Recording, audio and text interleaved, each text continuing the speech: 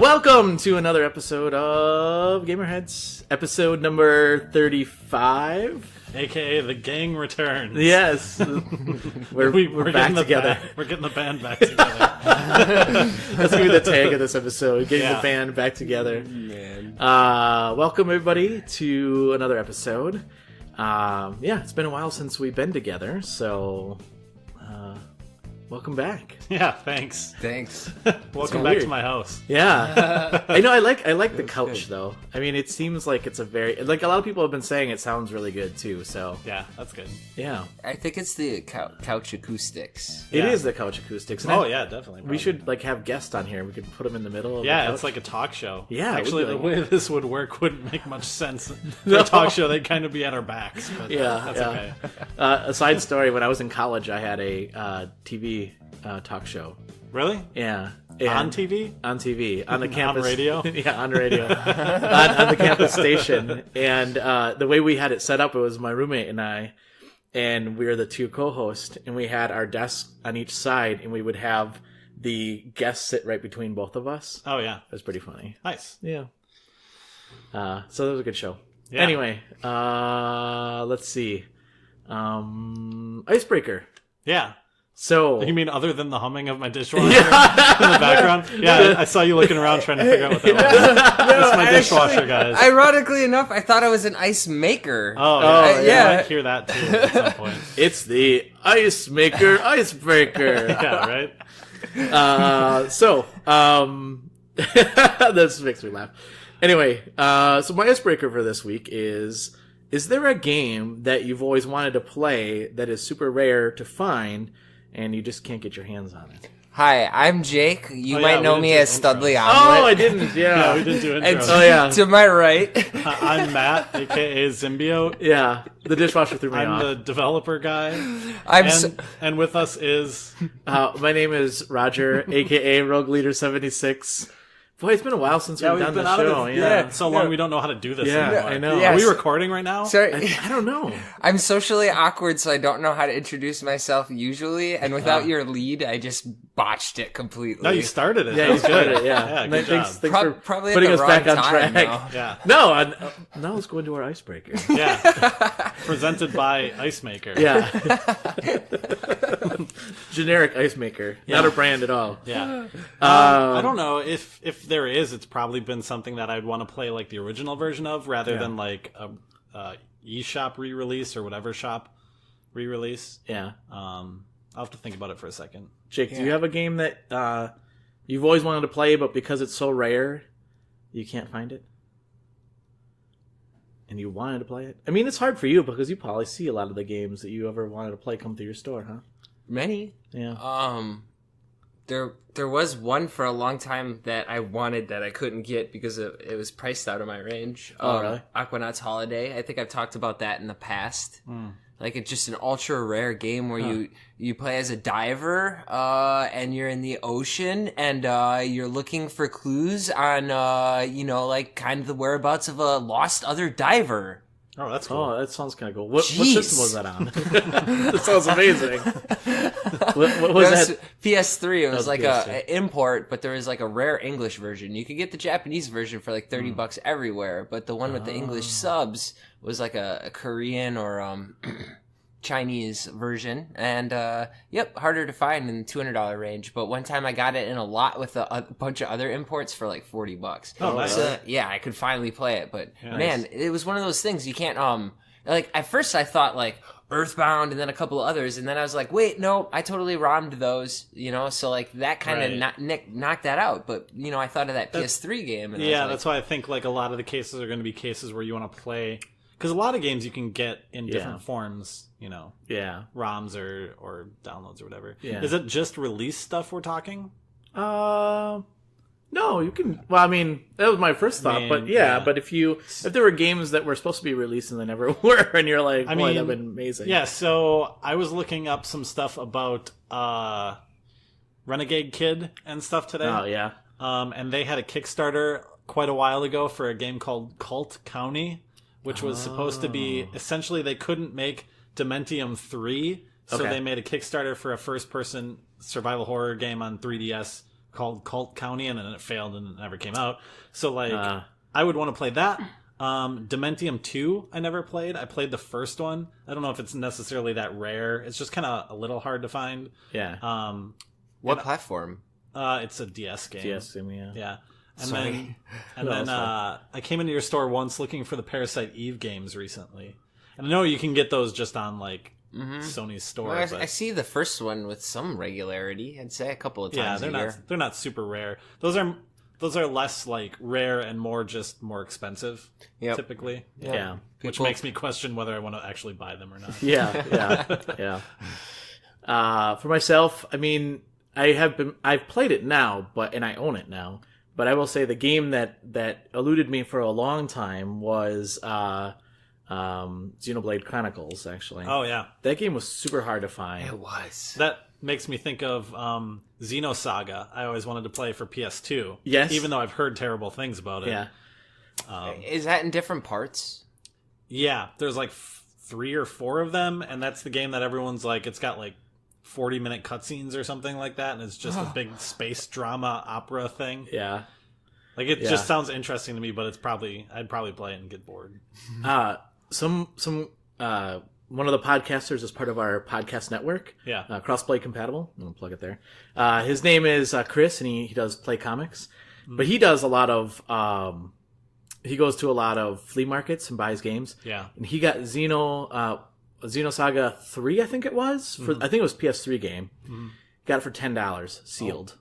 Wow. Yeah. That's awesome. Yeah, so he showed me that yesterday, and I was just like, also, that is amazing. Also, the .hack games, because those are stupid expensive now. But you know that the PS4, they came out with a PS4 collection of that. Yes, but I think wasn't it like the second? Oh, was it? I thought it was all three. I don't know, maybe. Yeah, you're right. It was the GU series. Yeah, you're right. You're right. But I mean, those games aren't like, in my opinion, very good anyways. They're very repetitive and very like, they're supposed to simulate an online game offline, so like not very interesting. Yeah. So I don't know. I thought that would be kind of a cool, I don't know. I mean, I know that you're a collector, Jake, and you have every PS3 game that's been made in America, so. Oh yeah. So I figured you might not even have a list. Yeah. No, yeah, that was one. Is there anything on PS4? Yeah, you know, right now there's one actually, but it's funny because I played both these games on a different platform. Yeah. But I really, really want to get my hands on a copy for all you listeners out there living in Mexico. I really want to get my hands on a copy of the Heavy Rain and Beyond combo in English. Okay. And it's an NTSC version. It's kind of a lot more regular as a PAL overseas. But there's a Mexican version, which is just like a North American version, and it has both the games, and it's just really hard to get here. I thought I saw it in your store once. They didn't have a physical over here for that? Yeah, I thought they did. Not, like, actually in the United States, as far as I know. Like, I could be wrong, but I thought I saw it in your store. That would be really cool, because, like, as far as I know, you can only purchase it. Jake goes home and just, no! Yeah. He calls up his staff. Life. Hey, was this in the store at one time? Yeah, it was. Yeah. No. And then, for all you listeners, you can see my PS4 collection now. It's gotten kind of crazy, it's actually. Wow, yeah, that is all set up in a big bookshelf. Nice. Well, did you send me that? No. I didn't, actually. Send me that, and I'll post it on our Twitter. But, you know, I like talking about collecting, and it's been a while, I guess. So collect people. Well, speaking of collecting and buying things, I'm going to go into what I recently purchased. Cool. Yeah. On Friday. I got myself, at your store, Jake, I got myself a Switch. Oh! Dang. Sorry. Oh, the snap just was perfect. Yep. Yeah, you got to switch. I was going to say, wait. As soon as you say this, you're off the podcast. You got to switch. I got to switch. And I love it. It's what awesome. Games did you get? Tell me what games you got. I got Breath of the Wild. Mario. No. You didn't even get Mario. No, I did not buy Mario. I bought Breath of the Wild. Wrong. Yeah. No, I did it right. I'm going to speak for you, Mario. I got Breath of the Wild from your store. You actually don't have a whole lot of used... Used? 3 games, I think, unless you got one of them. No, I did not. I did not. I almost got... No, I didn't almost buy this. the only game that you had used was Fire Emblem Warriors, and I mean, I find that interesting, but I didn't want to get that as one of my first games. You know, might I disclose right now? A big trick GameStop does is opening new copies to and get then the sell used. them to use. Yep, to get them to circulate. And the reason I say that is because I'm telling you, dude, nobody trades in their Switch or their Switch stuff. Like, sure, especially those AAAs. We do get ARMs and stuff like that. It's still relatively like new too in terms of like that stuff.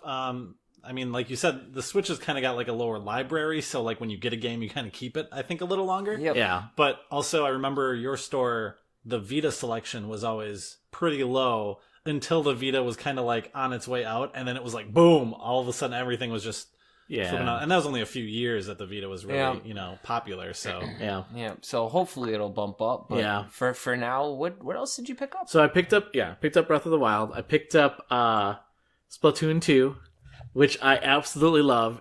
By the way, ARMS is a AAA game. I just want to say that. How dare you defend ARMS on this podcast? Technically, it's a AAA game. I'm totally just worth $50. Yeah, no. Yeah, right. Although there is a tournament coming up now. Oh my god, he's a Nintendo fan now. And where's your tattoo? Probably gonna talk about the new subscription service. Yeah. It's free, by the way, right now. And then what else? Oh, so I got Splatoon 2, which I've been playing a lot, and I actually really like. That game is a lot of fun. And then I got Golf Story. Oh, okay. That's a good idea. That was a fun That game. one in Breath of the Wild, I'm okay with. Okay. And then I picked up... Did you download? Where did you get Yeah, Golf no, Story? that's not a physical copy. Oh, that sounds so cool. And then I got the Namco Museum collection. Scraping the bottom of the barrel already. God.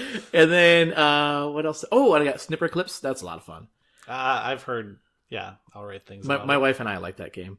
And then the last game I just got last night. So you basically bought the whole library. Yeah, yeah, pretty much. No, except Mario. Yeah, exactly. Which one is the best? Okay, I don't want that one. Yeah. Breath of the Wild is really good. Okay. And then I got Magic Drop 3 last night, which was like I had a lot of I had gold coins. If you buy purchases, you get gold points. Which, by the way, the translation is terrible. It's like 1 gold point you get to equals to 1 penny. Yeah, it's garbage unless they're download titles. Yes. Yeah. You get more for downloads. Yeah, you get more. Yeah, exactly. Which is weird. Yeah. But I had 500 points from my 3DS purchases, so I combined my account and I was like, oh, I can buy Magic Drop. I mean, it was like $7.99, so I needed to drop another $2, but yeah, cool. Yeah, so that's my. That's fun. That's good. That's good. You're enjoying it. I am enjoying it. I will say the thing I do like about it. How many times did you have to craft something in Mario or Zelda so far? I'm not that far in Zelda. Oh my god. That game's just like keep throwing things into a pot to create food. Yeah. No, that's So yeah. I'll tell you what happened. So I'm only on my 3rd shrine right now, so I'm not that far really. Yeah. But the reason that I haven't gotten to the 3rd one is because so you go on the towers and you can look around and find what shrine you're supposed to find. Mm-hmm. So I found one, but it was really far away. But I was like, oh, it'll be kind of fun to travel there. And I got all the way there, and then it was in like the snow-covered mountains. Yep. Yeah. And then I was like, son of a. Yeah. That's the an issue I've been finding with like open world games lately. Not an issue, but like Grand Theft Auto, you don't have to like worry about, hey, I'm going to go to the top of that mountain and I'm not going to be able to breathe. Yeah. Like a lot of these survival games are making it so if you go into a different area, Far Cry Primal does this. Yeah. Where if you go into the snow area and you don't have like the snow boots or whatever on, you like freeze to death. Yes. So Zelda does the same thing. Yeah. So I will say. What? So Red Dead, if they did that, no. Yeah, that would suck. They might. Who knows? Like the other Red Dead, they just didn't let you into that section, which is kind of how the Grand Theft Autos and the Rockstar games have always been, right? They just like block off that section until you can like go there. Remember with Grand Theft Auto 3s and the bridges and stuff they would always build? I like that better than like being able to see it and then run up to it and be like, oh yeah. There's a big river right here. yeah. I will say the game is gorgeous, though. Yeah. I know people have beaten this game and already know the answer to this, or people have gone out there and looked it up, and I'm not looking this up. but I suspect the old man is Link in the future or Ganon, one of the two. Oh, okay. I haven't finished it. Do you know the answer though? Do you know? Okay. No. But yeah, I'm enjoying that game. I'm enjoying Splatoon.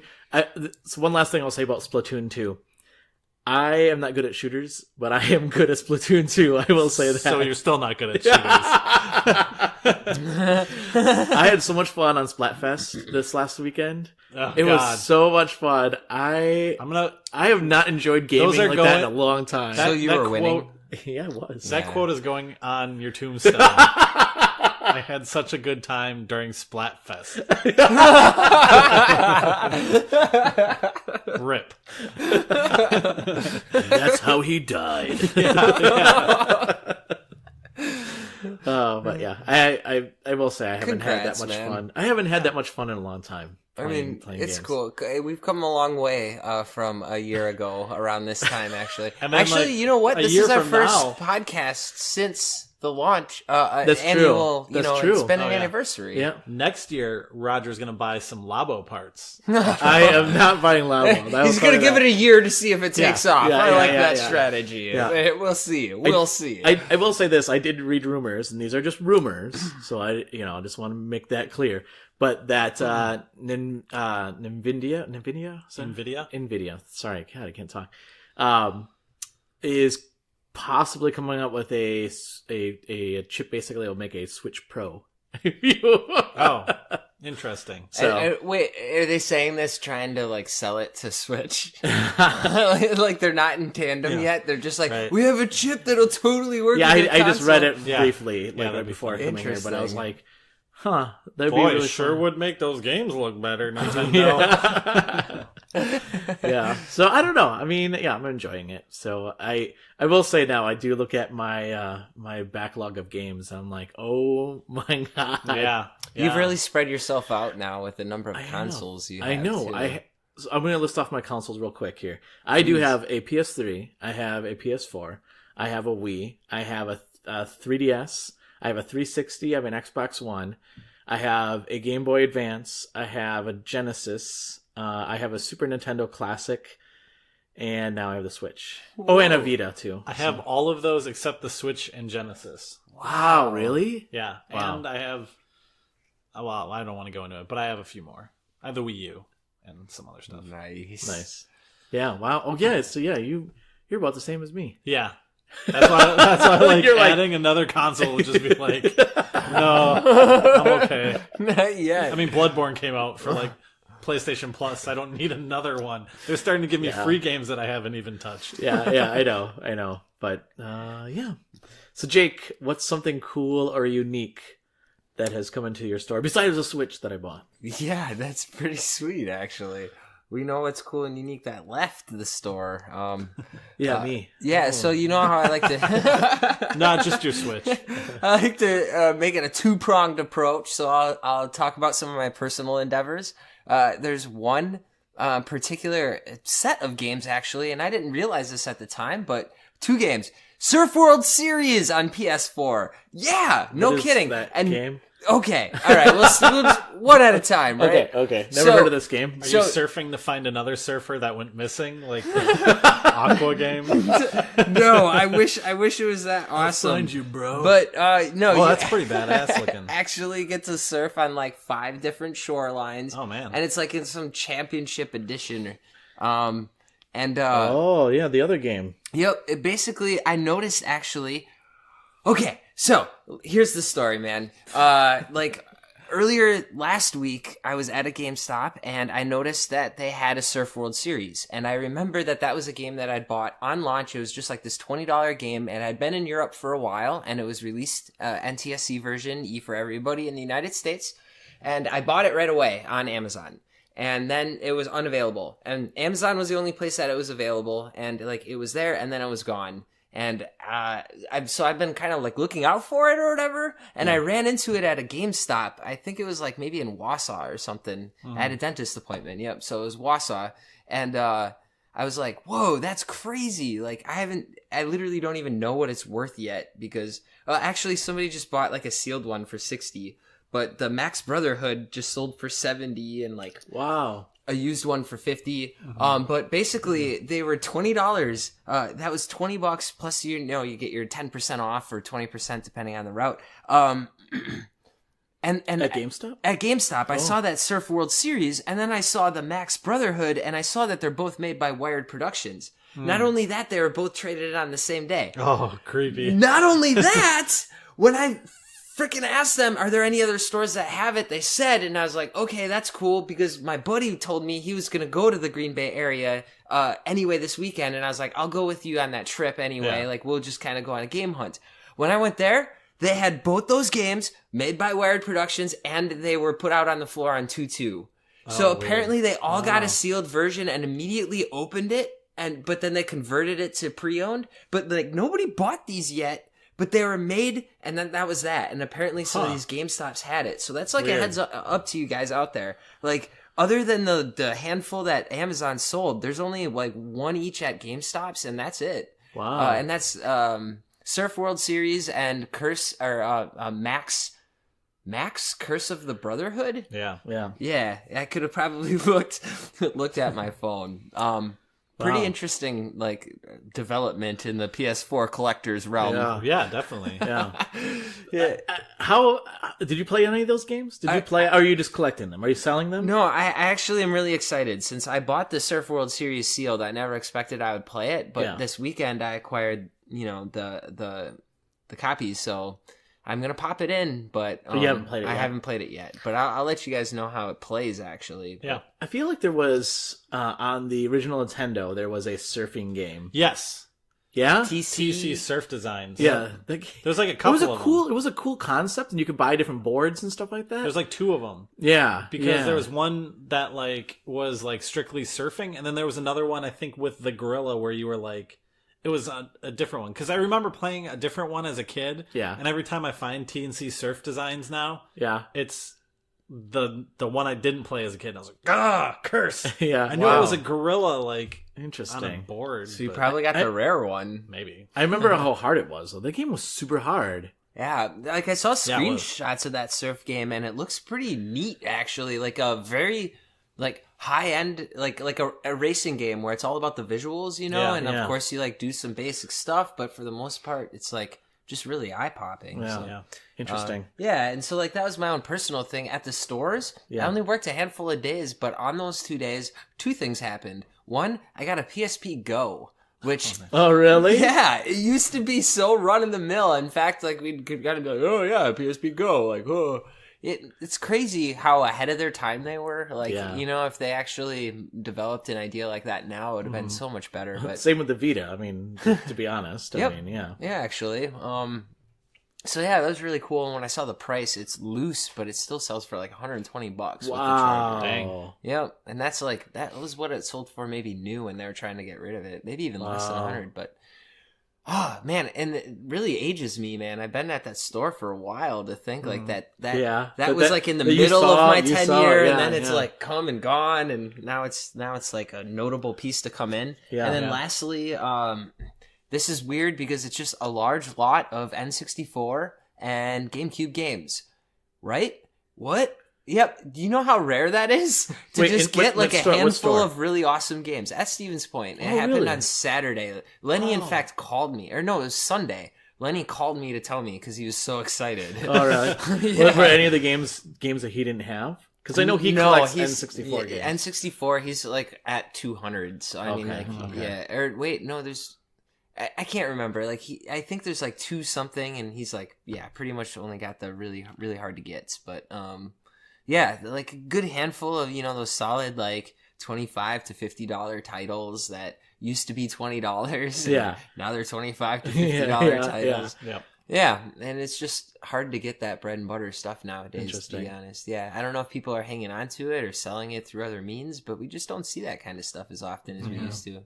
A funny story about the N64 and Lenny. So he had in the store... what was it? Goldfinger, I think it was. Yeah. So it was. Oh yeah, you saw his display. Yeah. So some company made a GoldenEye-esque game for the N64, Like recently? Yeah, probably like in the last 10 years. Okay, so not like. But they actually made a physical cart. But they made of it. physical cart this of year. it, Yeah. Yeah. Oh, yeah, because like I think the ROM was available earlier, but the cart, he actually got a cart, and there's not that many carts actually. Yeah. So he had the cart, and then he made the box. He actually made the box art cool. He was talking to someone about that when I was in one day. Nice. It was really cool. So he was playing Talk of the town. Yeah. It looked really good. I mean, it looked like GoldenEye Exactly. from the N64. But so I mean, not like by today's standards, not good. But the fact that somebody actually did that, it was cool. Yeah. Yeah, man. And he's pretty good at that game, I will say. And he was schooling somebody playing GoldenEye. That's so and awesome. he's like, "You want to go?" And I'm like, "Lenny, I'm not good at this game." Dude, that's so funny too, because that's stuff I grew up with, and he schools me too. I tried to play, but also like he plays it all the time, and he's like totally into it right now. And to me, it's like, oh yeah, I haven't touched that game for years. I remember reading about how wonky the controls were, and being like, nah, I remember it was easy. Yeah, I know, it's weird. It's so bad. It's funny that you say that. I was just listening to a podcast where they were talking about that when we played GoldenEye as kids, well, I was in college, but I was like, this game's great. It's super easy to play. And now you're playing it like, oh my god, how can you play this game? Yeah. Yo. Yeah. Ooh. I don't know. And I bet, people who are used to PC games back then were like, what is this? Yeah. Right. Although I think people that are used to PC games will play Overwatch on PC and then pick up a controller and say, what is this? Right. So to each their own. Yeah. Yeah, so I guess that's the gist of it. Sorry Cool. if I took too long. No, that's awesome. Covered a month there. Yeah, it's been a while, so cool. Thanks, Jake. Yeah, man. Speaking of covering for a month, I'm excited. Matt, you've had a lot of time to be working on your game. I didn't do anything. I'm kidding. I worked on stuff. I worked on 3 different things. I worked on Super Wall Crash a bunch. Yeah, which was just trying to port it because there's some old garbage code in it. That's some third-party stuff that's deprecated now. So I was trying to update it so I could put out new stuff in the future potentially. Yeah, that's still kind of in flight because there's some things I would have to do with it to get the App Store and stuff kind of changed on iOS when they introduced iOS 10, I think it was. Yeah, I heard that. They changed Game Center around and stuff. You're supposed to still be able to call it the same way, but I'm starting to use a new API to call all this stuff, so it's a little different. So, yeah. So I worked on that a little bit.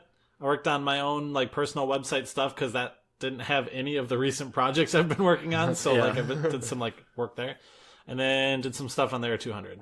Yeah, you've been working on menus, and you've been working on the tree, right? Yeah. So I put in it's awesome, a start menu, which is pretty simple because I've done that in other games. So it's kind of just tweaking it for there 200. Yeah. How I want it to look. Which is going to change. And then I started working on what I'm calling a procedurally generated skill tree menu. So the tree is randomly generated at runtime and the nodes are randomly generated. Can I give you as you're developing this, can I play it and then tell you things that I would like in it? Sure. Okay. Because you're making seriously the kind of game that I play all the time. So my thoughts going forward now is that the game is Geometry Wars if you haven't seen it, kind of, right? So it's a 2D abstract shoot 'em up twin stick shooter, okay? Yeah. So the thought with the randomly generated trees is that I'm adding an element of roguelike to the game. Yeah. Where the trees will randomly generate when you start a group of rounds, and then you can work through those trees, and say you die, you'll go back out of it, potentially be some tree out there you can upgrade, and then come back into it, you'll have a new set of trees. So you could go into a set of rounds and be all right, I'm just going to go strictly shotgun this round. And then it randomizes trees and shotgun isn't an option. So you have to change how you're going to play because you have to be okay, lasers is an option. Now I'm going to spec in lasers for the start of this round instead. So I think it keeps the players on their toes a little bit more. Yeah. That's awesome. I'm super excited about that. That's such a cool concept. Yeah, I'm so we'll excited. see how it turns out. It's awesome. I want to play it so much. for me to know, the reason I asked, man, for me to know somebody who's making a game like this, I'm telling you, I waste, like, when you go, what have you guys played? I'm like, this, like, cheap, like, $3 downloadable, like, 2D shooter. Blue Rider. Oh my gosh. But this is it's so much better because it's just, like, it's pure mechanics and feel, and, like, it's so good. It really is. I mean, like, I built the, like, mechanics around, like, shooting the 200 guy. Oh, that's a feature that's new too. It's not always 200 now. Sometimes it randomizes up to like 900 some people. Wow. Yeah. So like that's going to progressively get like larger and larger as you go forward, thus making you want to get more things to fight them with. Yeah. But I was playing like a round, like you'd play a round of Geometry Wars or something, right? Or a set of rounds before you die. And like once you die, if that's it, then it's like, oh, this game is fun. It's like an arcade shooter. Okay, I'm going to go put it down. So the question was like, how do you keep someone playing for like hours and hours and hours? You know, how do you get that RPG grind out of a 2D top-down shooter? Yeah.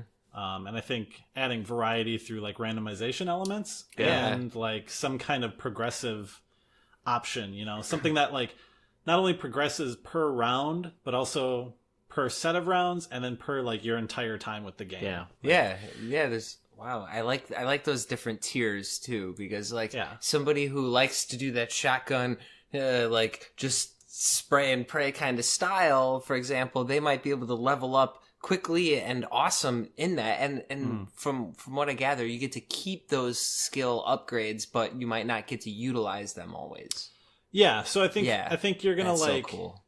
You're going to unlock the ability to have certain trees generate in your favor. Yeah, that makes sense to me. So like you start and you have like a single tree, and the tree's got like, let's say 3 levels, and then you play a little bit and you earn a couple points, and now you can buy an upgrade that says adds a 4th level to that menu. Okay, so now you've got a bigger tree to go through, and then you earn some more points, and then it says now you can unlock a second tree that'll randomize, and then a third tree. So like all of a sudden you're making the rounds more complex, but making it so you can have more abilities that you can like pick and swap around, and you can have a better chance of getting further. Right, but you're still at the mercy of like the generation logic, right? Yes. So you can jump in and be like, I want to play this way, and the game's going to be like, no, devise a new strategy. Yeah. And like I think that's going to be like the compelling thing about it. Yeah, but the idea that the more you play, the chances of you getting. Yeah, I mean it's like what roguelikes do, right? Exactly. You start the game and you like get 2 screens in and you're dead. Yeah. And you're like, well, this sucks, and then you earn like a little bit of like coin or whatever, and you're like, okay. Yeah, get a little further. I mean, I'm not a big fan of roguelikes myself. I am. See, that's the difference. I've grown to like them myself. I understand like the loop. Yeah. So like, there's this like really famous game design quote. I think I'm gonna probably say his name wrong. But his name I think is Jamie Griesmer or something. He was one of the designers on Halo, the original one. Okay. And he has a quote that he said. Everyone uses his quote, and I hate it. He said you have to devise 30 seconds of fun. And if you can devise 30 seconds of fun, you can play it repeatedly over and over and over. That's like what Halo is, right? Pick up a gun, get into a firefight, shoot, move forward. Pick up a gun, get in a firefight, shoot. You know, that kind of like repetitive thing. So I thought about that, but like 30 seconds is awesome, which is what a round is in like there are 200, right? Now, how do you do it for 30 minutes? And then how do you do it for 30 hours? Yeah. Like, so you have to like kind of think of how your game is going to like progress, especially when it's not like a story game that's going to drive you a certain way. Yeah. Arcade games are cool, but like high scores are like their bread and butter. As soon as you have a high score, you either maintain it or you just stop playing. Yep. Right. Yeah. No, that's awesome. So, that really is. I know that you were asking me about have you played Rogue Legacy? That's we were talking about that, and that's this it's idea. Like the only roguelike I've played. Yeah. I like that game. And you know what? There are 200. You know what system that would be really good on? The Switch. Vita. Nice. I'll bring it to the Vita before I bring it to the Switch. Don't mark my words on that. Nice. I'm excited. I'm really excited about this game. Yeah. And you know what? You could bring trees now. You can bring that idea to Wall Crash. Yeah, I can. Now that I'm like building these like this tree logic, I can bring it to like any game essentially. It doesn't always have to be random, Yeah. So that's awesome. Cool. Thank you. Yeah. All right. So with that, let's move on to. I am going to change the title of the segment. In case you care. Yeah, from the GamerHeads New Flash to In case you care. Good. Nice. That's I like cool. That.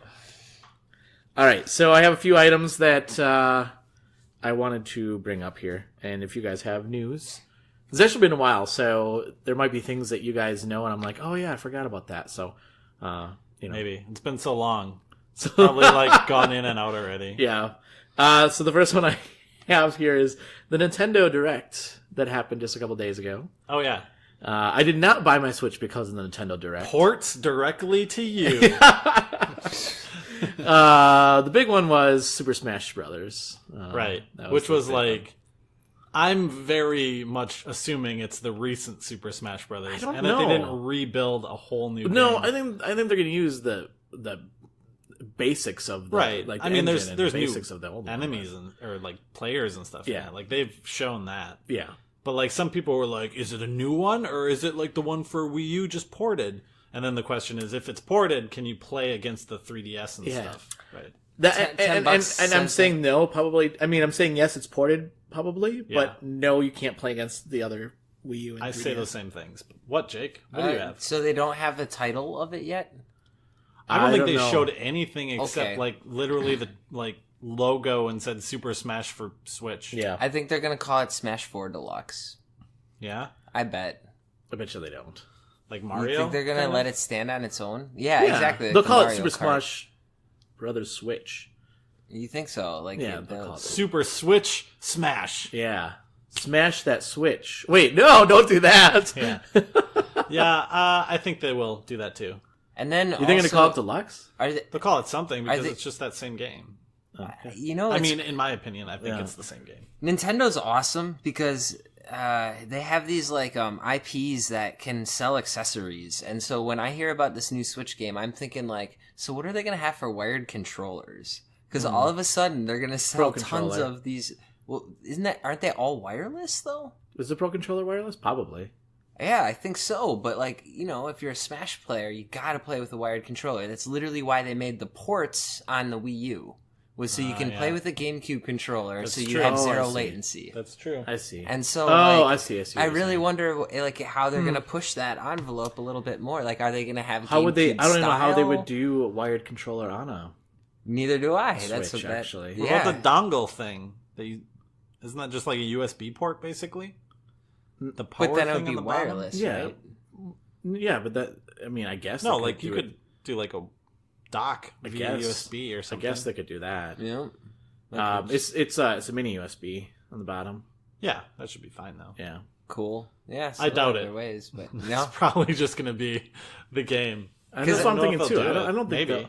I see your point though. I guess I never realized that's how people are so into the game that they're like. Coming from where I come from, you know, I run the stores, but man, we have another business unit that does way better than the stores, and that's events. And the Smash fighting community, I'm telling you, like they're so important that if they don't like appease them, the game will not do well. To be fair, though, the hardcore Smash community still plays like Melee. And Yeah, whatever, though. exactly. Exactly. They're still stuck on like that game Because of they didn't balancing appease issues them. and stuff. Yeah. Yeah.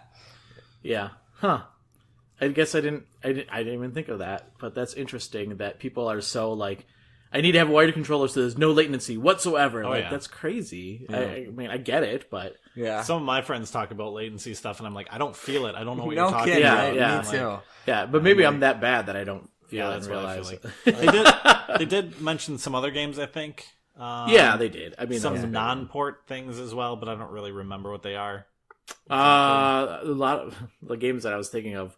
Well, they also did Splatoon 2. Will get a new DLC.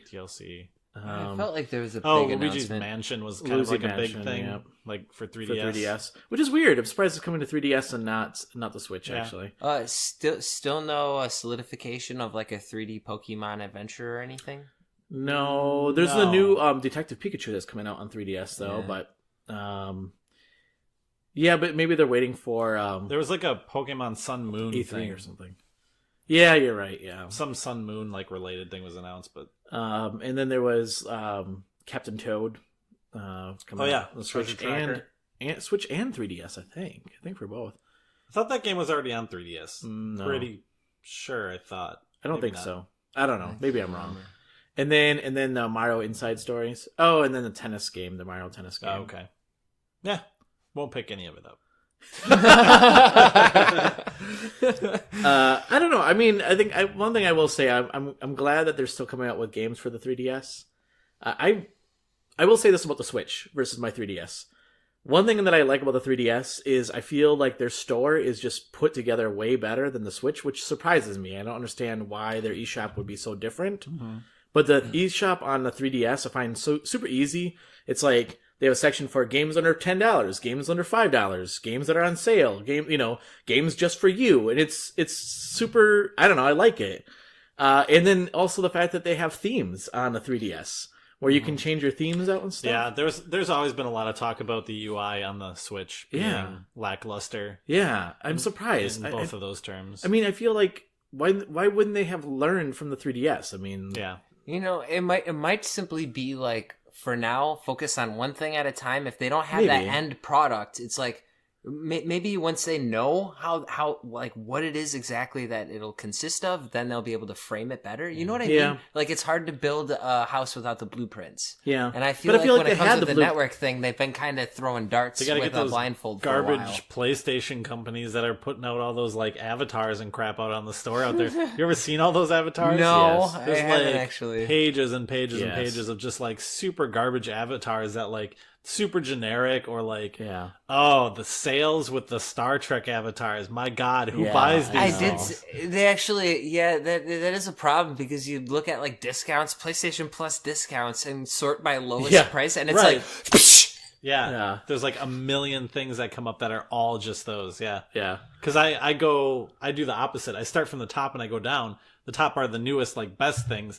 And then as you go further down, all of a sudden you hit a spot where it's just straight avatars. Yeah. That's the worst. So, I mean, that's one thing I feel like Nintendo could have done better with the Switch. And I'm hoping that they do better with the Switch. The other one, I don't know if you guys have been paying attention to this, but Trump meets with the video game industry to talk about violence in video games. Yeah. So he met with the video game industry last week.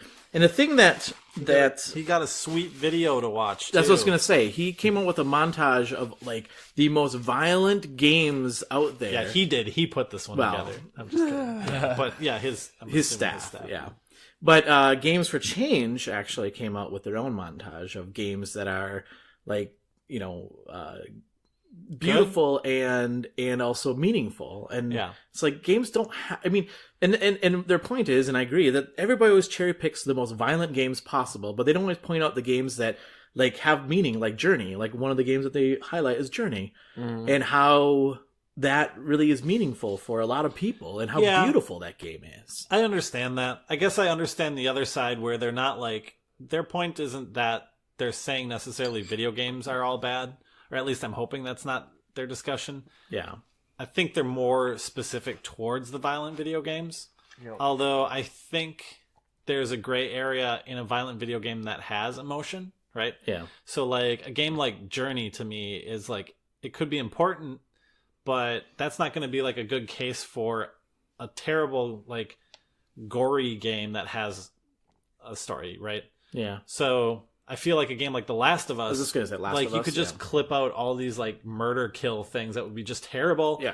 But then like if you clip out the scenes that are like emotional, you've got a totally different look at the game. So I think there's like a difference in what you use. Because like if you watch, I didn't watch all of that clip thing they put out. Not the ones you're talking about, the one that the White House did. Yeah, the White House put out. Yeah. It starts with like Call of Duty Modern Warfare like 2, where the spoiler if you haven't beaten Modern Warfare 2, by the way. Russia's like very early in there, and the part where he like throws the knife in slow-mo and it sticks in the dude's eyeball at the end of the campaign. Like, how old is that game now? Like, I know it was like maybe that one or the first one was re-released or whatever, but you're like picking from games that are like generations old. To be fair, like, young kids may be getting those hand-me-downs, but still, you're looking at games that are like way back in the day. Yeah. They're not shaping our culture. Yeah. So I can give you a montage of like fresco art that is violent, and I can give you a montage of music that is violent, and I can give you a montage of film that is violent, And I just don't understand why there'd ever be a focus on the medium for video games. I think it's ironic coming from somebody who oftentimes frames otherwise peaceful scenarios into world's about to end, everything's scary, everything's violent kind of scenario. Well, I think that kind of plays into this. Like ultimately, if you're freaking American, it doesn't matter if it's too violent or not. You're allowed to freaking make it. Yeah, that's my point. It doesn't matter if games are too violent. If they were, so be it. And a couple of years back, the Supreme Court already said that that's a freedom of speech, right? So yeah, but I mean, there's like too much you can put in games. They just don't sell those games, right? Like, there's how much. I'm trying to think of different cases that apply to the U.S. specifically. Like, there's like Manhunt and stuff that was released here that when it went to Australia and stuff, then that was like banned.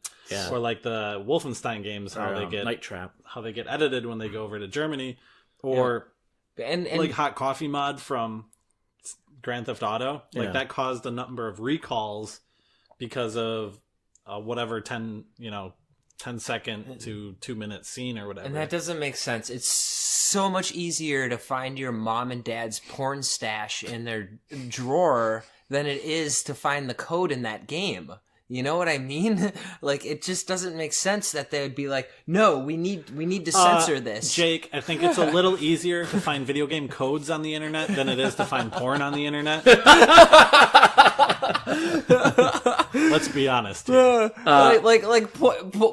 is, like, you don't accidentally find that. You have to seek it out. And so, like, you have to be the kind of person that's into it or not. Ultimately, it doesn't shape who you are or change who you are. And politicians talking about it just reminds me of that one dude who said, like, we need to stop selling arms all the time. He was a flaming liberal, can't sell guns. And then he got caught, like, making giant arms deals. Like the senator from California or Hawaii. I can think of his face, but he was all against video games. Yes, and stuff. Exactly. That's really what it reminds me of. Like, we've been there, done that, dude, and they're all hypocrites. Well, I mean, and I will say this. I mean, they say game violence is the problem, right? And how? I mean, no link. Maybe link. You obviously, I agree with the fact that you should watch what your kids are playing.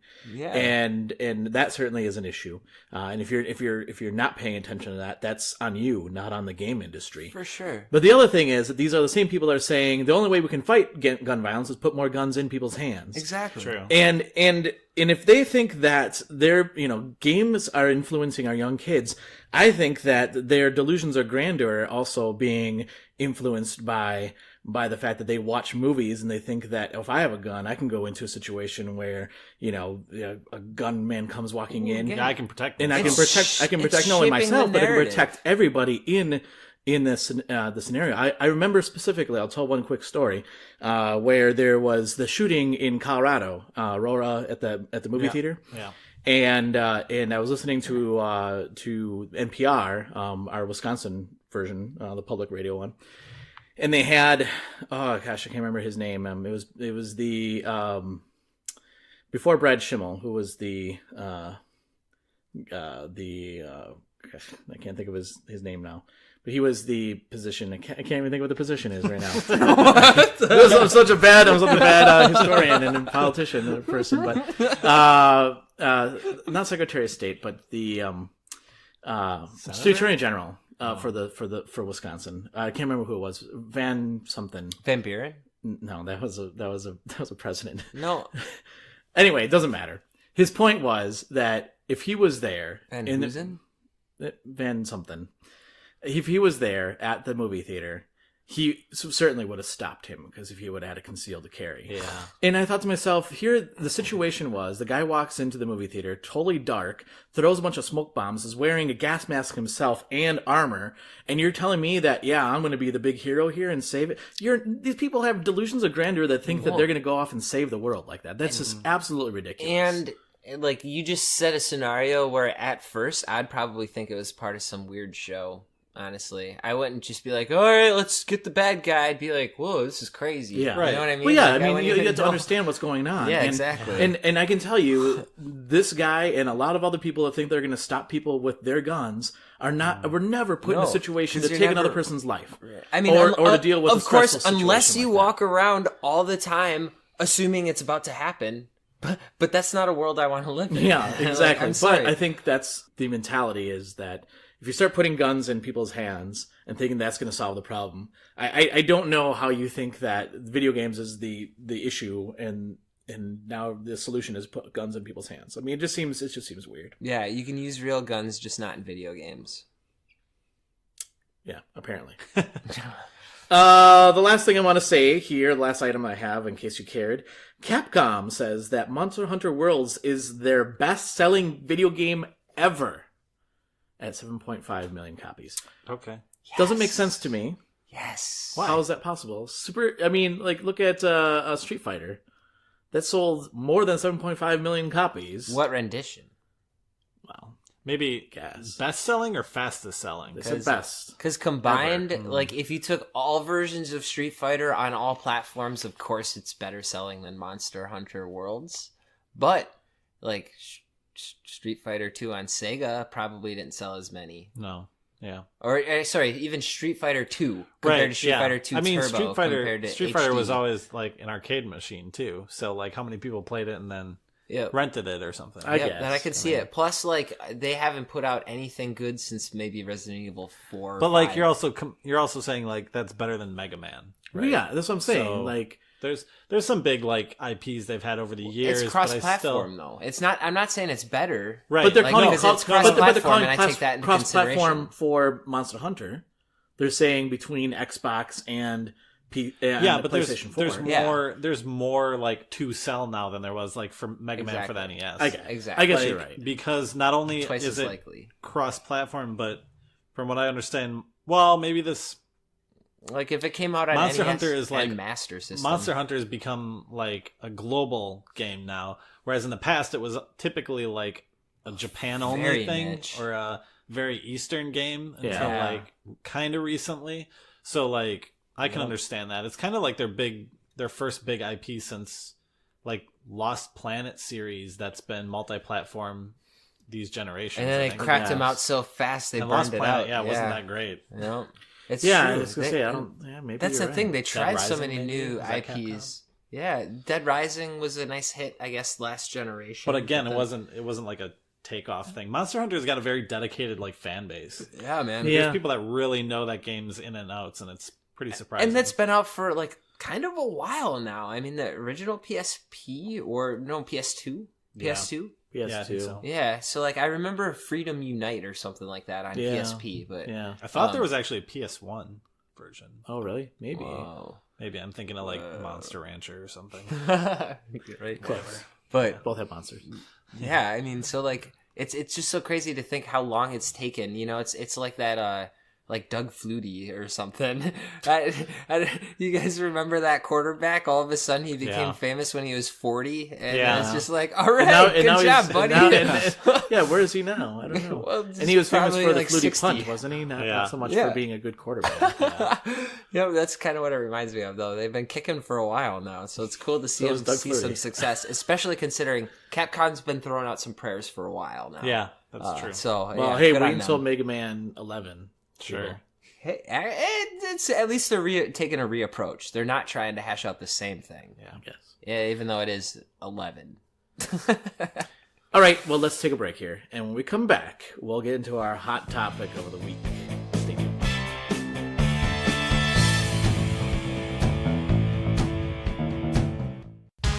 Have you ever been reading through a stack of comics and thought, hey, maybe I should see what this Arkham Asylum game is all about?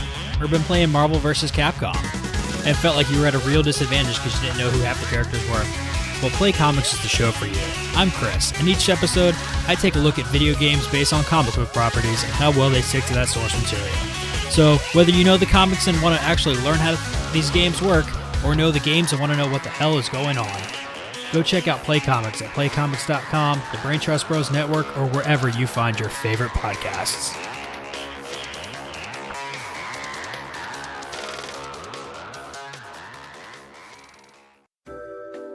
Hey, it's Carrington from Real Dudes Podcast, and with me I have some fantastic co-hosts. Guys, why don't you introduce yourselves? This is Andrew, coming to you from Lynchburg, Ohio. This is Cody, coming from you, also from Ohio.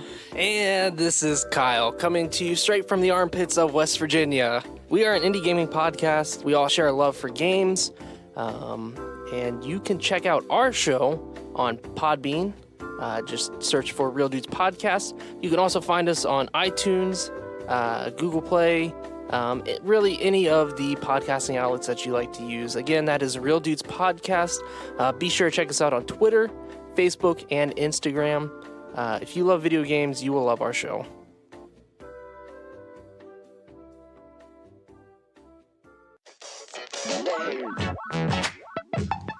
What's up, everybody? I'm Tyler. I'm Lucas. And I'm Chris. And we're better than Static. We meet up once a week and talk about movies, comics, and video games. I don't want to talk about that. What? Why are you complaining about all the topics I bring up? I'm trying to sound professional, Chris. But we're not that good. We are too good.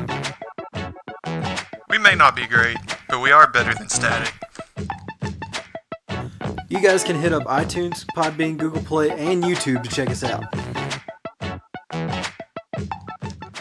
Remember that feeling of playing an ultra-hard video game and dying? Over and over and over? Ah! Yeah, so do we.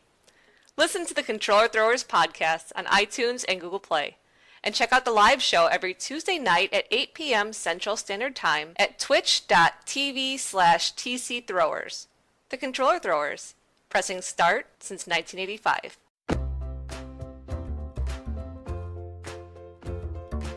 So you've been listening to our podcast, and you've been thinking, you know what? I can do that. Yeah, you can. You can go through Podbean, our affiliate, and you can get 1 month free by going to podbean.com/GHPC. Podbean is what we use to host our podcast as well. On Podbean, you can host your podcast, and you can publish it there. It's actually quite simple to use. Again, to get 1 month free, you can go to podbean.com/GHPC. That stands for GamerHeads Podcast. All right, thanks everyone, and back to the show.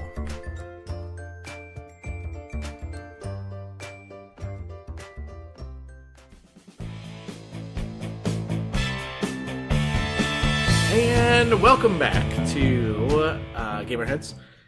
And this week's topic, so this is something actually that Matt and I were talking about a couple weeks back, and I wanted to do the hot topic of this. I was going to do violence in video games, but I figured we kind of already talked about that in other podcasts, and that was part of our news anyway.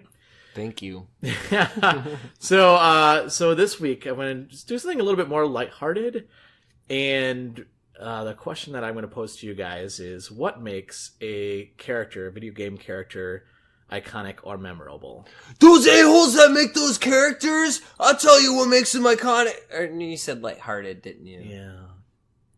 Yeah. So we were talking about this where Matt was saying how everybody loves Mario and how Mario is so lovable and everybody loves playing Mario games. And I said, why did I say that? You did. You said that a couple weeks ago. And I said, are you paraphrasing? To the certain point. Oh. I gotta think of the context, because the context was a little different, but you're close, yeah. And I said that, yes, while people like to play those Mario games. Okay, yeah, so he's a little misleading with his hot topic. So these are some alternative facts here. Alternative facts? Okay, so he's right in memorable, I guess if you want to do what makes a video game character memorable.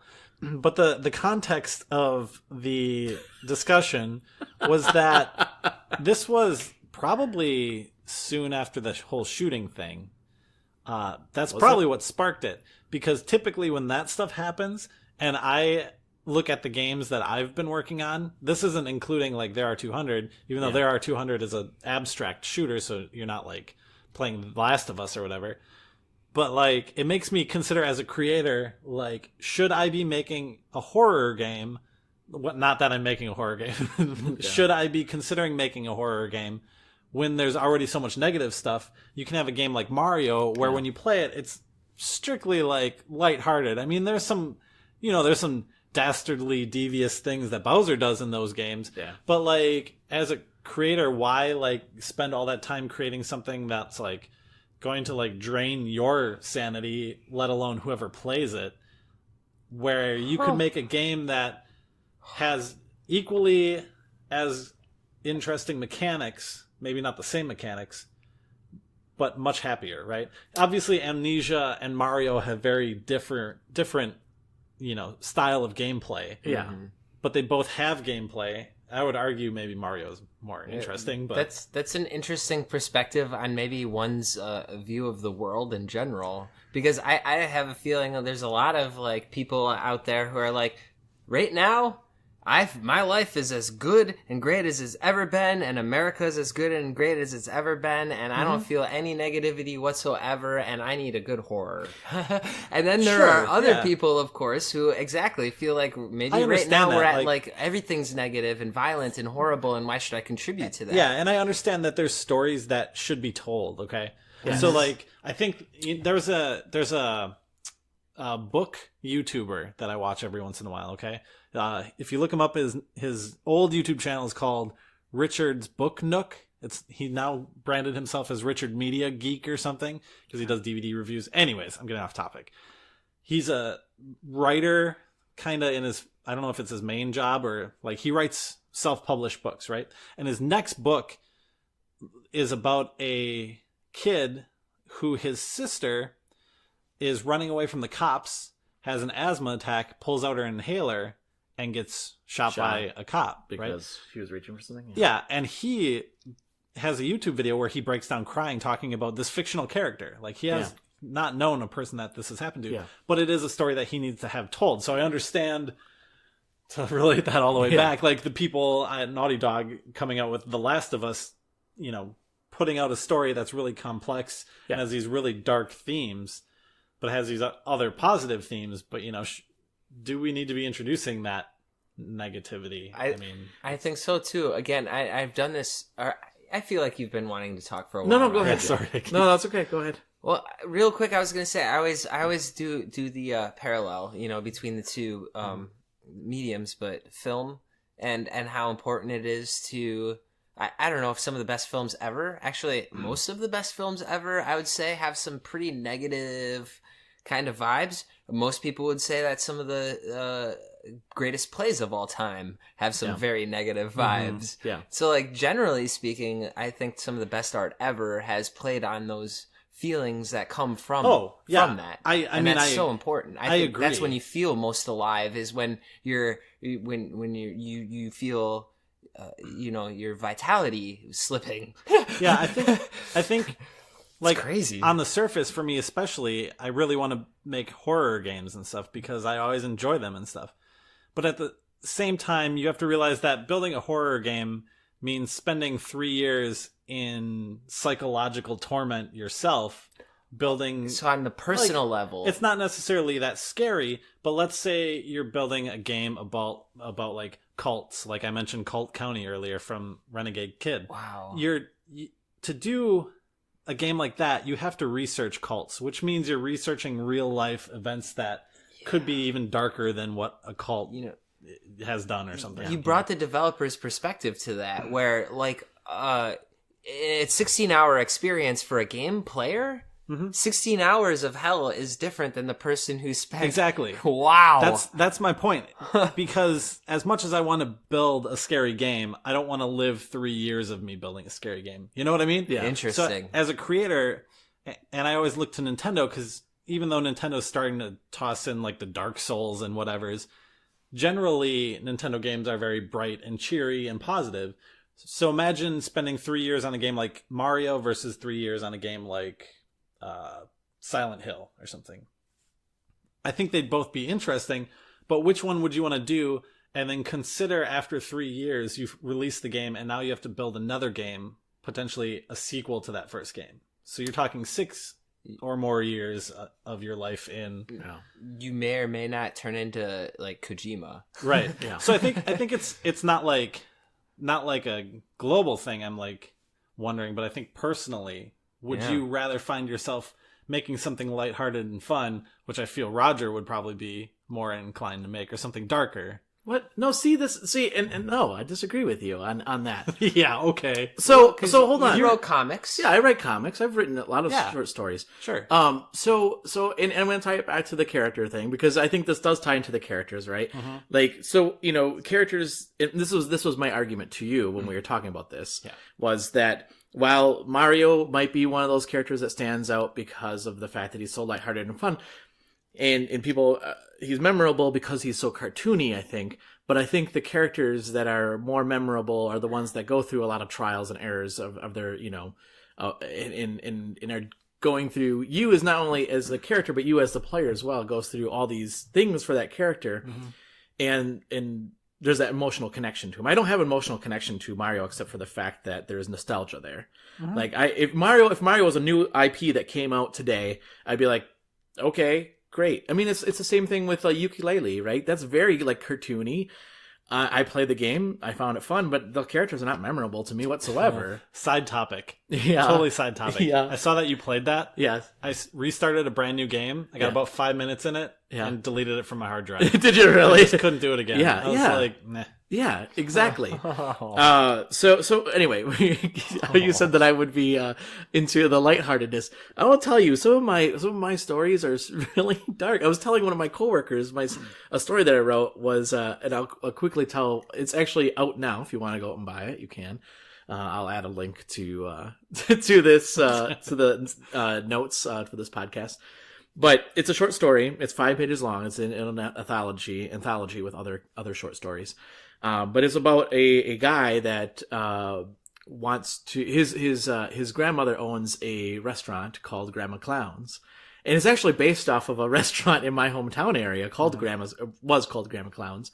And the place was super creepy. You walk in and like the whole place was lined with clowns. No, it was. That's terrifying. Yeah, it was very scary. It was literally called Grandma. It was called Grandma Clown's, and she was Grandma Clown. She would always dress up as a clown in the parades. That's terrible. And I thought to myself, what would this place be like in a horror story?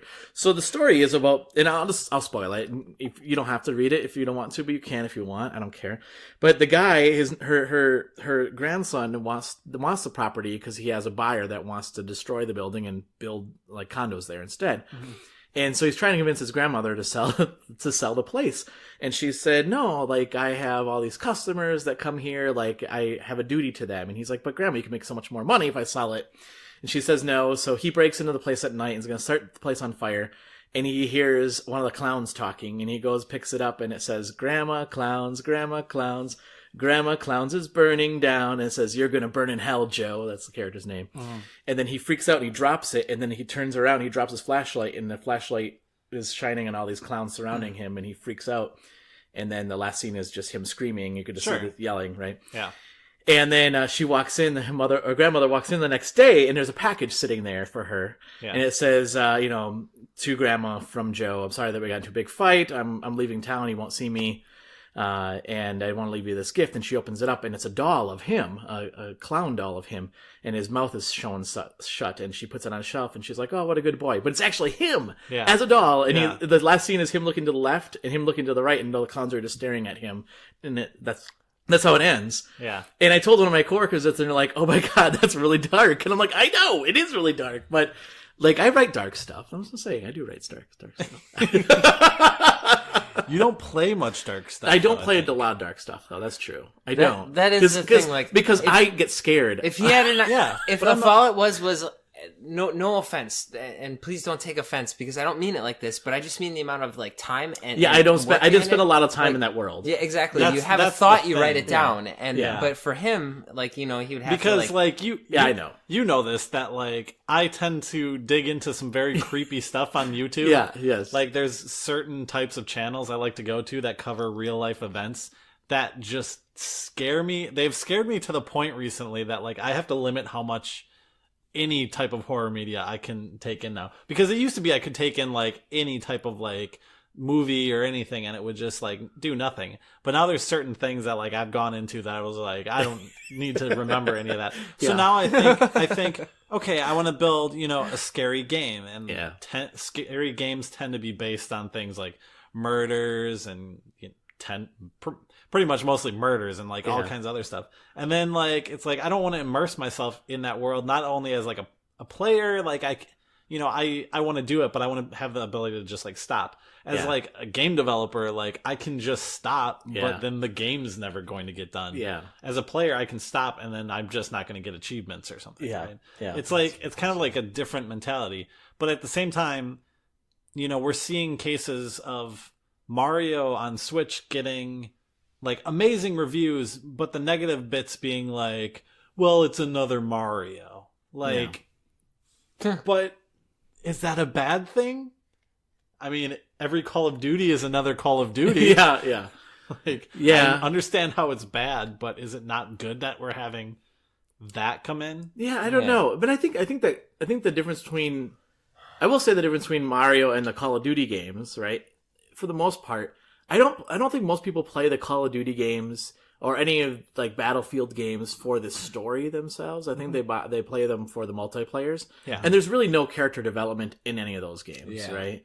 Like, there's no character development. I mean, the character in like the Call of Duties and stuff like that. Really? Yeah. In the single player, there definitely is. No, in the single player, I agree. I'm saying most people don't play it for the single player. Most people play it for the multiplayer. Sure. And if you're playing for the multiplayer, obviously there's no character development. The thing about Mario compared to Call of Duty, I just have to say this, is it's another Mario. What they meant to say was it's another...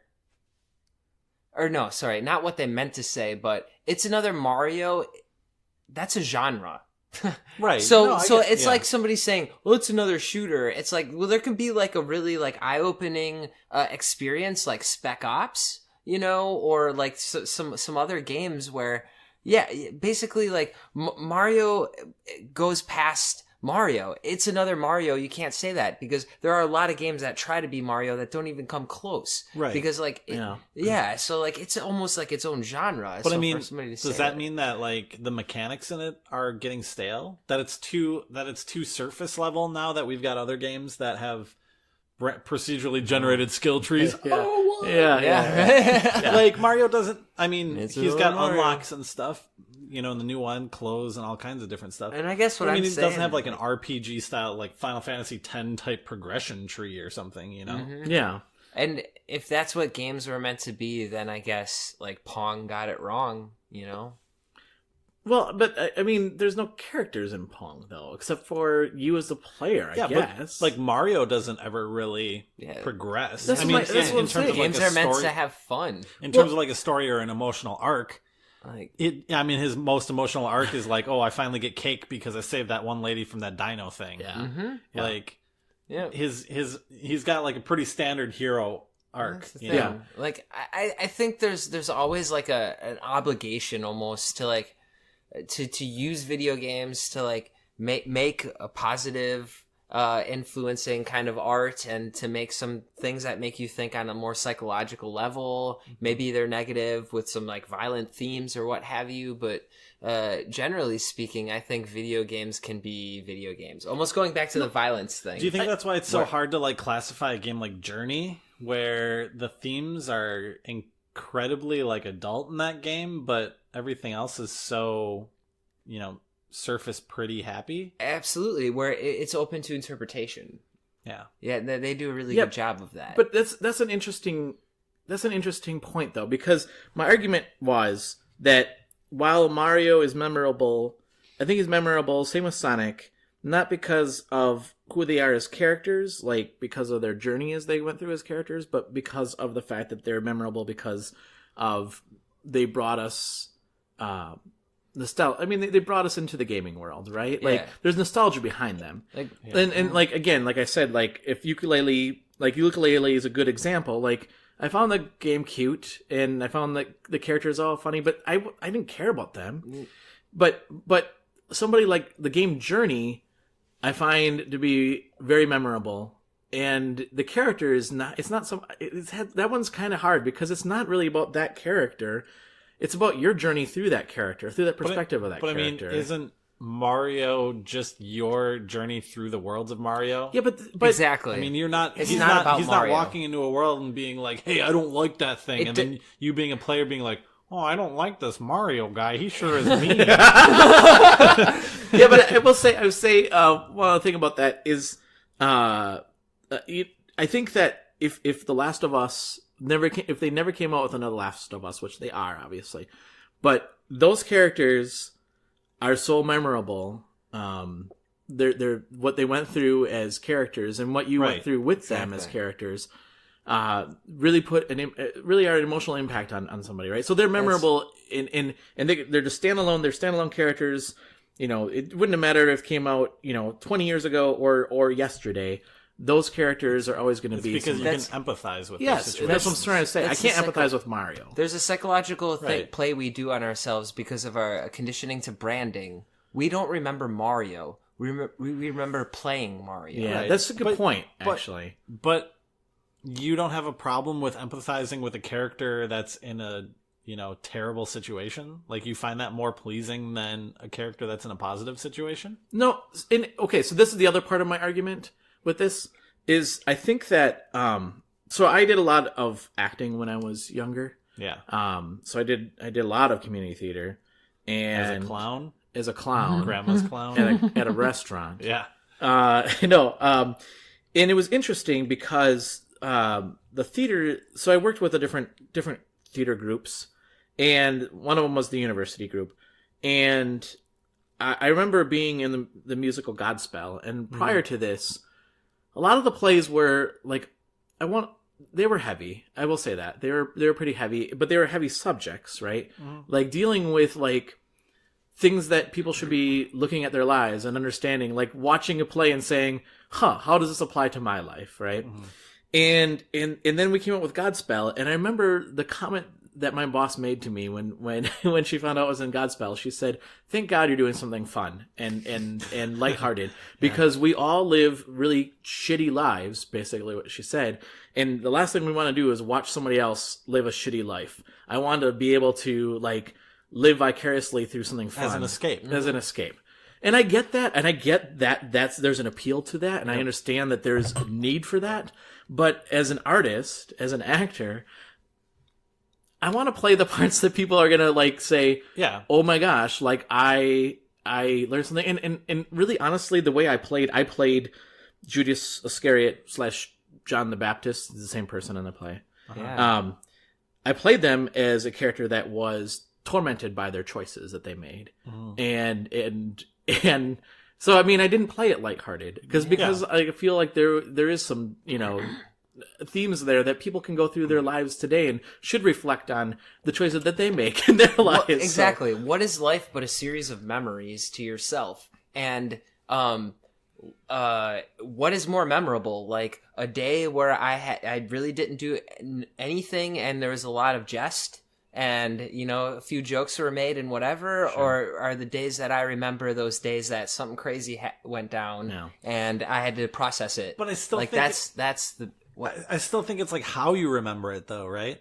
Like, you can remember the worst day of your life more than you can remember, like, a decent, okay, happy, good day. Sure. Not like the best day of your life, but a good day. Exactly. Like, it's so weird to me, like, I don't know. It's just hard to... That struggle as, like, a creator is something interesting. Being a creator versus a consumer, I think everyone can think of themselves in both positions and being like, I might differ in those things, right? And maybe it's just because I tend to be a consumer of a lot of negative media or darker media. So when I see a Nintendo console or Mario game or hear of people like developing for Nintendo, like Renegade Kid and stuff, I'm always like, man, it must be so like, I know their process is the same as like me creating, but it must be so much more positive to do. Yeah. To like come in every day and be like, I'm going to work on the little coin that the little guy is going to grab. And then like you come into like my game dev and it's like, I'm going to work on this torture room this morning. And then by like noon, you're like, I want to be away from There's an individual preference on how much you care about substance, right? Where like that might be the thing where you might say like, oh, I get to work on that coin, and then another person might be like, I get to work on the coin. Yeah, I have to work on the coin. I have to work on exactly. But, yeah, I understand that. Yeah. I mean, the same thing applies to me with movies. Yeah. I very rarely if ever, have watched Disney movies in like my adult life, right? But then I see like a Disney movie trailer and I'm like, oh, it's little babies, it's so cute. Even though like it could be like the Beast falling off like Notre Dame and like dying at the end of some, you know, Beauty and the Beast movie or something. Yeah. But I'm like, it's so pretty and cute. Yeah. Like especially Pixar movies and stuff, right? Yeah. I don't watch that stuff. What do I watch instead? True Detective. Like Game of Thrones I just started. Like so like it's the same thing. Like what do you want to like escape into? I don't know. I mean you got to switch. Like odds are you're going to be escaping into some very colorful worlds. Splatoon 2.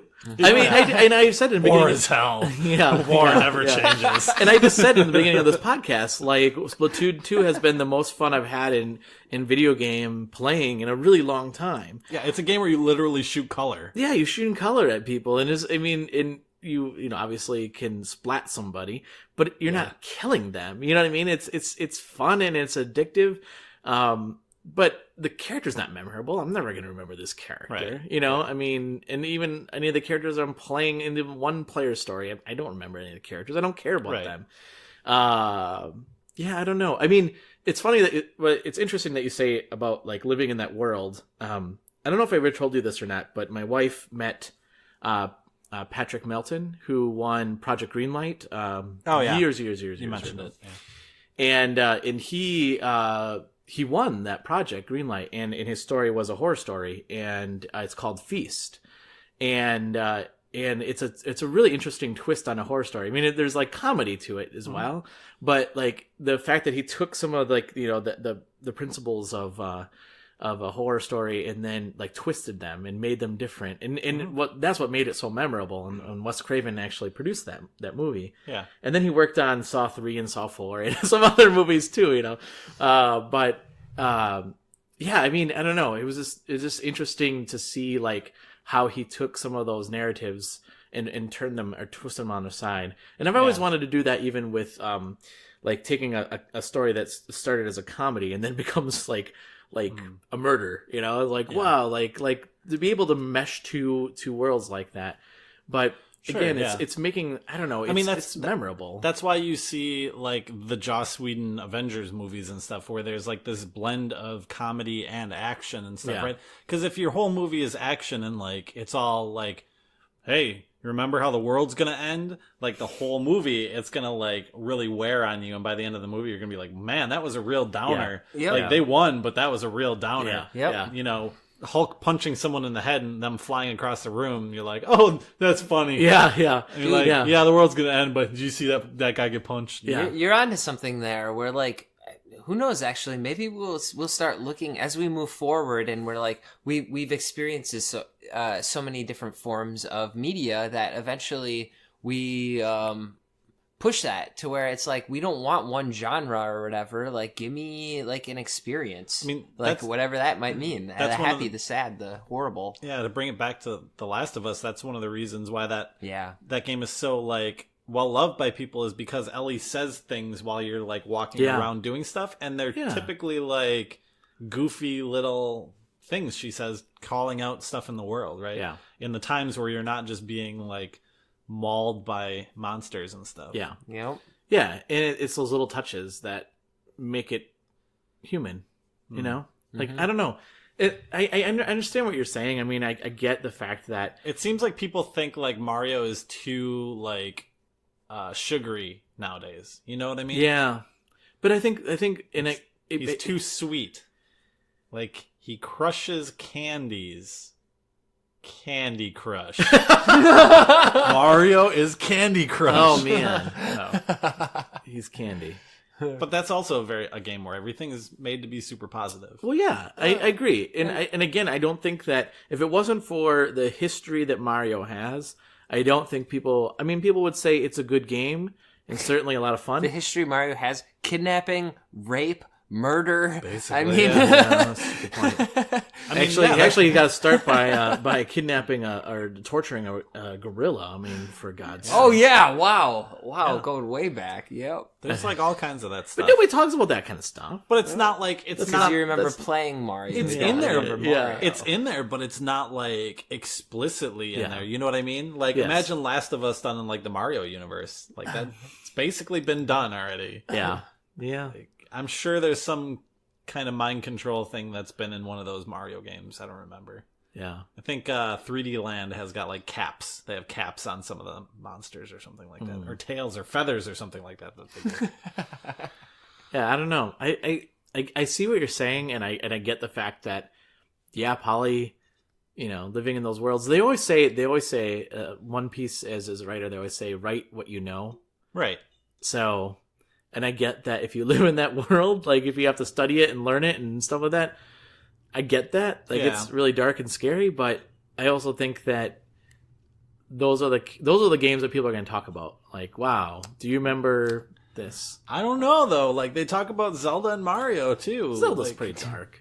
Yeah, but it's not. Well, yeah, it's pretty dark. the new one's pretty dark.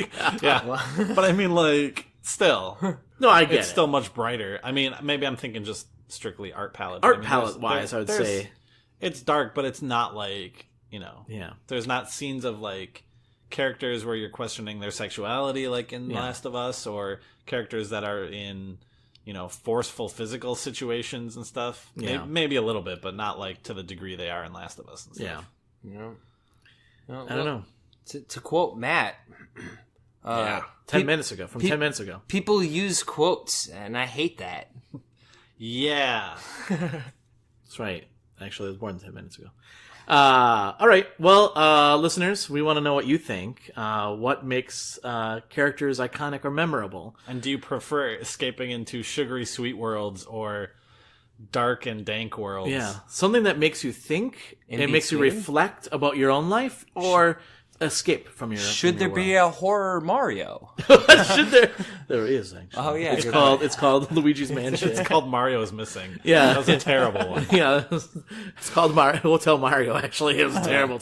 Yeah, right. Oh, yeah. All right, before we leave then, let's go around the room and tell people what we've been playing. I am going to start because I'm super excited about the games I've been playing. Are you going to list all those Switch games again? Yes, every game. No, obviously I've been playing Breath of the Wild. Not as much as I've been playing Splatoon 2.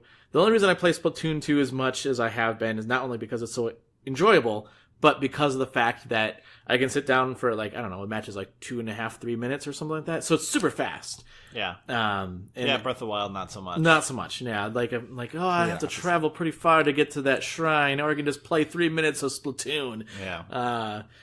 Although then I end up playing like 20 minutes of Splatoon. I was like, I probably could have traveled to that. Anyway. The other game that I've been playing is Battle Chasers on PS4, and I don't know if anybody has seen this game or heard much about this game, but it's based off a comic book, and it's really good. I mean, the artwork is fantastic in this game. Not only is the artwork really good, I mean, it looks like it's from a comic book, but then the ability that when you pick up new weapons and new armor, like your character actually changes. And I know that that's not anything unique, but the fact that the artwork is so good, like I was surprised that they took the time to say, hey, we're going to take this character from a comic book and then put boxing gloves on him, because that's the gloves that I have for the character. Yeah. That was, to me, I think that was just so cool. The complaint people have had with that game is that it's really repetitive. I mean, you're fighting against monsters and you're grinding. Did you say what game? Yeah, Battle Chasers. You're still okay. Yep, sorry. That game, I've been having so much fun, and I find the story interesting. Sure. Is it a dungeon crawler? It's an interesting twist on dungeon crawling. So there's parts where you do dungeon crawl, but then there's also parts where you're walking around an overworld map. And instead, unlike Final Fantasy, where you might run into like a bad guy randomly, you actually see them on the map. So you can go and attack them. You can try to get around them, but sometimes the line that you need to follow, you have to run into the bad guy. And then there's bosses too. It's a really fun game. I gotta play it. Yeah, it's really fun, and I got it for like less than $15 used. And I thought, because I was going to get it on PS4 and Xbox One. I was going to get it on Xbox One. I think it was $29.99, but I got it for under 15 physical copies. So sweet, great game. All right, Jake, what have you been playing? I bought Cladden Returns. This is Sengoku, thinking that it would be like a dungeon crawler, what is that game? like a very like 16-bit top down. I'm gonna hack. Like I basically got done playing Cat Quest and needed to keep the fix going. You know what I mean? So I got that and got to the first dungeon. And basically, when I got in there, they were like, "It might be a good idea to create a new character with these abilities." And I was like, "Done." so that was about as far into Cladden that I got. What system is that on? PS4. Okay. Yeah, it's a cool throwback. I'll give it a better shot, actually. It's hard for me to actually recall the other stuff, but I can tell you I was playing that South Park Stick of Truth again. It's nice to see that physical version, so I had to pick it up and go back to it, especially after completing Fractured Butthole.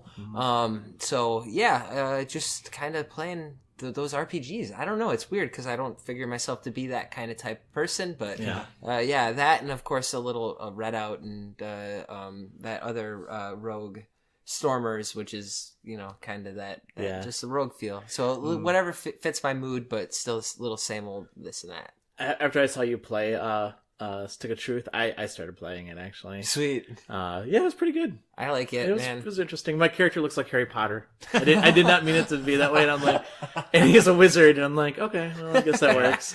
Nice. So that's sweet. How about you, Matt? I started a lot of stuff. I've been mostly playing Far Cry Primal, which is sure is a game. I mean, I started it a while ago, but I didn't play it very much. And Is it memorable? Is the character memorable? No, not at all. Yeah. It's interesting. It's a Far Cry game. I haven't played a Far Cry game since like the original Far Cry, which I know was Crytek, not like whoever's whatever Ubisoft has been doing for the years and years now. Yeah. So I mean, it makes me interested in the new one, just because the reason I bought Primal was because it was the most unique looking one to me. That's why I like that one. The other ones were like, okay, I'm in a jungle again, but I have whatever powers or something. Yeah. So this one was like very different. So that's why I've been playing that. It's okay. The skill like progression and stuff in it is a little weird to me, but whatever. The crafting and stuff is all very like it's kind of like a upgrade system. Yeah. Your crafting is like you pick all these rocks and stones and stuff, but it's a like static tree that unlocks as you play more story. So it's like you kind of have to craft these things, and then you can build ammos and stuff. But anyways, I also started Golden Sun Dark Dawn or whatever game is called. It's not as good as the DS one. It's not as good as the original one. I never played the original one. Okay. Or I have it, and I've very barely started it, but mostly played more of this one. Okay. It's okay so far. Yeah, There's like a lot of character discussions that I feel like I'm missing out on because I haven't played the other one. Yeah. Because they refer back to the other one quite a bit. So story driven, Golden Sun, right? Yeah, they're like, well, after this happened in the first game, and I was like, I don't know. And they're like, remember back in the first game when we did this? Yeah, okay, sure. It's very weird that they don't have a much better like explanation of previous events, but they kind of try and roll it into the story. And I also bought Horizon, but I haven't played it yet. Yeah, because I'm trying to finish my first caveman dino game. Dude, I was literally thinking, I was like, oh man, with the PS4, you should probably try Horizon after this. You're on it. Yeah, I've always been meaning to play it. I know one of the devs that worked on it, and then I also have heard people like rave about it. So like both of the things, I want to like play it and then discuss with him like different aspects of it and stuff. But yeah, I haven't played it yet because I really want to like focus on one or two games right now. Yeah. I picked up some other ones, but again, haven't started anything else other than those two. It's funny because I picked up Primal and Horizons at the same time. Yeah. And it was like both dinosaur games. One takes place in the future, and one takes place in the past. One's about robotic dinosaurs. The other one's about real dinosaurs. Yeah, it's weird. The thing I like the most about Primal which is funny considering I was just this big advocate for like positive video games and everything, is how like brutal and like truly, like cavemanistic that game is. Yeah. You really like will walk up to a battle and just run in and start clubbing people sometimes because I mean that's all you can really do. Yeah. Or like the first lady you meet in the game, she's literally walking around picking up ears and talking into them, and it's like you like think in your head, okay, they're like, I know this is just a video game, but someone way back in caveman era was probably like, if I talk into this ear, they're gonna hear me. Yeah. And then like you meet the witch doctor who's like, here, drink this blood, you'll have a vision, and be like, you're probably contracting all kinds of diseases right now. But like you'll get something. Like just the thought that like way back when someone believed in this stuff is just crazy to me. Like I'm sure there's artistic liberties, but right. Just how like primal the game is. Yeah, it's interesting. It's funny that you say that because I think that's one thing I didn't like about Primals, that you just run in and smash things, where what I liked about Horizon is like how the combat is really a lot of finesse. I mean, the ability to, you can shoot from far away and like smack the robot right in the robotic eye. Like, and just the way they handled the combat in that game is. There's definitely like ways in Far Cry to approach a situation differently. Yeah. But yeah, I think maybe like you just get overpowered really fast in that game. So it's like really fast. You can just run up. Although there are like cases where like I'll not know something in the world until it happens to me, and then the tutorial pops up and I'm like, guess what? You just got poisoned. I was walking around this like, this is gonna take like maybe a couple minutes, but I was walking around this village and I saw two people, and like, or no, I saw one person, and he was just like standing there kind of like moving around, and I aimed my bow at him and it didn't turn red or anything. So I was like, oh, he must be cool, because on my mini map also, right next to him was some idol that was in the shape of a human, but I didn't know that wasn't him. I thought it was him, right? Okay. So I just like walk up to him and I look at him, and that's when I realize, 1, he's an enemy.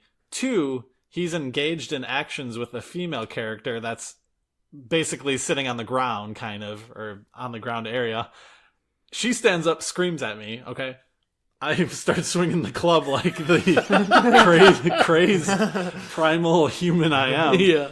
Basically take them out, right? So I can capture this village for my group, okay? Yeah. And I was like, oh, wow, that was surprising. Like I turn around, I start walking away, and I start hearing this tss, tss. And I was like, huh, that's weird. And like I walk a little bit and like tss. I was like, oh, it's getting softer. Like walk a little this way. Tss. I was like, oh, it's louder. And like I was like going in a circle. Yeah. And I was like, oh, it's in this bush. Oh, no. I walked up to the bush and a snake came out and like bit me and poisoned me and then like started going away. And I was like, what the I didn't even know there were snakes in this game. So like it was like the craziest experience. And I think that's like the essence of the Far Cry games, right? Is like experiencing all those things in just this remote location. It wasn't even like a big village. It was just a small 2-person village. That's awesome. But if Red Dead Redemption 2 does that, yeah, right? There's a snake in my boot. Yeah. What if you have to put your boots on in that game as a mini game? Like, dump the snake out. You forgot to dump the snake out. Now you're dead. Now you died. Yep. Red Dead. Country sucks, doesn't it? Yeah, exactly. Cool. Let's go around and tell people how they can get a hold of us. Matt, how can people get a hold of you? Twitter at Matt Christian, MattChristian. Jake? Yeah, so still the Omelet on PSN. Otherwise, Start Save Games. You can find me on Instagram or eBay. You also have a Twitter account now. Oh, I suppose I do. I forgot what it's. Okay. I forgot what my Twitter is. All right. I have to look into that. We'll remember that for next time. Mm-hmm. And you can get a hold of me, or actually us, but I run the Twitter account, GamerHeads PC. That's on Twitter. You can also reach us on Facebook at GamerHeads Podcast. And you can also catch us on email at gamerheadspodcast@gmail.com. One other thing I will mention before we leave, at the end of the month, on the 24th, in honor of Ready Player One, we're having an all-day streaming event with the Crossplaycompatible podcast network. We'll be playing games from the book movie, Ready Player One. So I'll be playing Pac-Man. Oh, Dig Dug. I'm playing Dig Dug and I'm playing Galaga. So that'll be on the 24th of March. You should play Halo. I could. Maybe I might, actually. Now that I get a capture card, I might. I want to play.